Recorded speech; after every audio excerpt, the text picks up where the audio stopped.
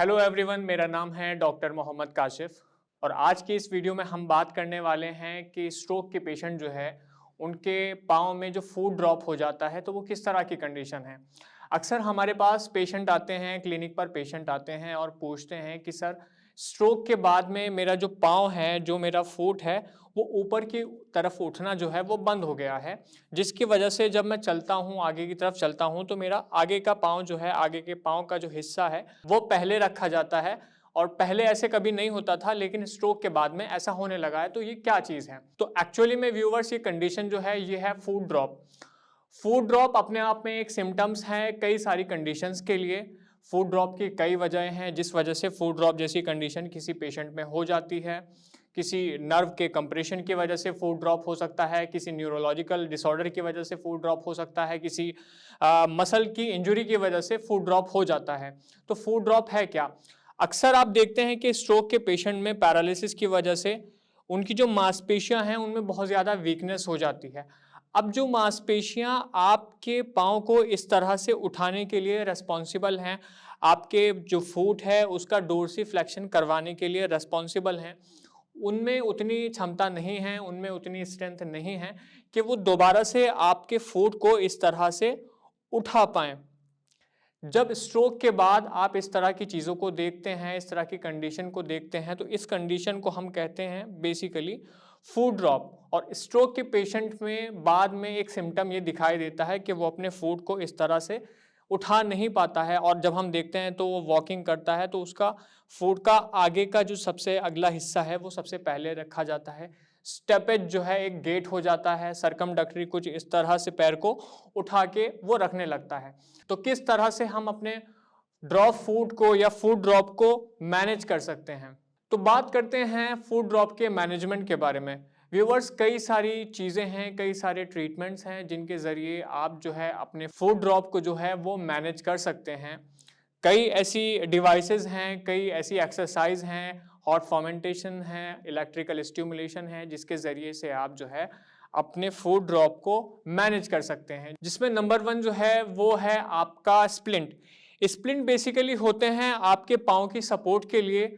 जब हम स्प्लिंट का इस्तेमाल करते हैं, उनका यूज़ करते हैं, तो हमारे जो पैर है, जो फुट है, उसको डोर्सीफ्लेक्स कंडीशन में लेके जाता है। आप एएफओ यानी एंकल फुट ऑर्थोसिस का इस्तेमाल कर सकते हैं, जो आपके पाँव को एक ऐसी कंडीशन में रखेगा, बल्कि मुझे कहना चाहिए आपके डोर्सीफ्लेक्शन को इंक्रीज कर देगा। सो आप जो है स्प्लिंट का इस्तेमाल कर सकते हैं। दूसरी चीज़ है हॉट फर्मेंटेशन। जैसा कि आप जानते हैं कि सर्दियाँ बहुत ज़्यादा है, तो सर्दियों की वजह से भी जो है आपकी मांसपेशियों में टाइटनेस बढ़ जाती है और वैसे भी स्ट्रोक की वजह से आपकी जो मांसपेशियां हैं उनमें स्पास्टिसिटी तो आ ही चुकी है। तो कोशिश करें हॉट फर्मेंटेशन के जरिए, यानी जो गर्म बैग आते हैं उनके जरिए से आप अपनी मांसपेशियों को गर्म रखने की कोशिश करें, या आप ऐसे कपड़े पहने जो आपके शरीर को, आपकी मांसपेशियों को गर्म रखें। अगर आप अपनी मांसपेशियों को गर्म रखते हैं तो उनमें जो स्टिफनेस आ गई है बहुत ज़्यादा सर्दी की वजह से या नॉर्मल दिनों में भी, तो वो स्टिफनेस आपको कम महसूस होगी। तीसरी जो चीज़ है व्यूअर्स, वो है इलेक्ट्रिकल स्टिमुलेशन। आपने अक्सर फिजियोथेरेपिस्टों को देखा होगा कि वो जो है आपकी पर्टिकुलर मसल्स को या आपकी पर्टिकुलर नर्व्स को जो है वो स्टिमुलेट करने के लिए कुछ इलेक्ट्रिकल स्टिमुलेशन देते हैं। तो आप जो है उन इलेक्ट्रिकल स्टिमुलेशन का इस्तेमाल करके भी जो है अपना फूड ड्रॉप को जो है मैनेज कर सकते हैं। एक अच्छी खासी आप जो है रिकवरी कर सकते हैं अपने फूड ड्रॉप में। चौथी जो चीज़ है व्यूअर्स, वो सबसे ज़रूरी है, वो है एक्सरसाइज। देखिए, अगर आपकी मांसपेशियां जो हैं वो वीक हुई हैं, उनमें कोई भी क्षमता नहीं है आपके मूवमेंट को करवाने की, तो आप कोशिश करें कि आप स्ट्रेंथनिंग एक्सरसाइजेस करें जिससे कि आप अपने फूड ड्रॉप को मैनेज कर पाएं। आप स्ट्रेचिंग एक्सरसाइजेस भी करें, क्योंकि अगर आप एक्सरसाइज नहीं करेंगे तो इस बात के ज़्यादा चांसेस हैं कि आप एक और कंडीशन की तरफ बढ़ने लगेंगे जिसको हम कहते हैं मस्कुलर डिस्ट्रॉफी।